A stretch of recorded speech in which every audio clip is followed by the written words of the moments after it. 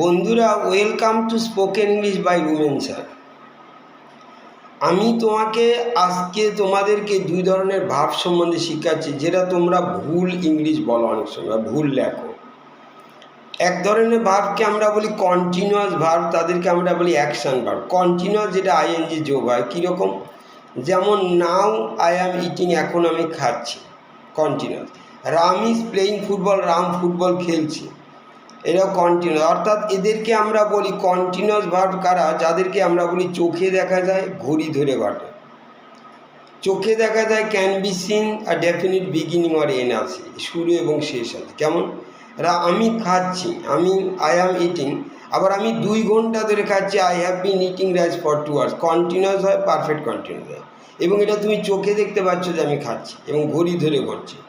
আবার Ram is playing, Ram খেলছে, তুমি চোখে দেখতে পাচ্ছ। আবার এটা ঘড়ি ধরে কেন ঘটছে? Ram has been playing for 2 hours, Ram 2 ঘন্টা ধরে খেলছে, ঘড়ি ধরে ঘটছে। কিন্তু আর একজন, এটা তো নর্মাল কন্টিনিউয়াস, এটা জানো, কন্টিনিউয়াস টেন্স। কিন্তু আর একটা ভার্ব আছে যেটা নন কন্টিনিউয়াস, বা আমরা বলি স্টেট ভার্ব।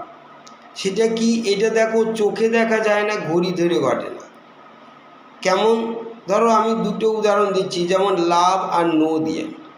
লাভ আর নো। লাভ হচ্ছে যেমন তোমার মা তোমাকে ভালোবাসে, ইয়োর মাদার লাভস ইউ।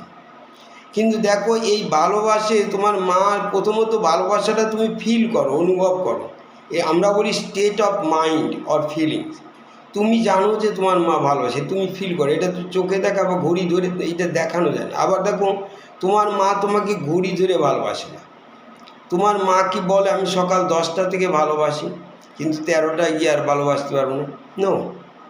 এই জন্য I have been loving you for 2 hours, এটা হয় না, ফর 2 ইয়ার্স। এটা বলতে হবে হয় আই লাভ ইউ, না আই ডোন্ট লাভ ইউ, হয় ভালোবাসে না হয় ভালোবাসে।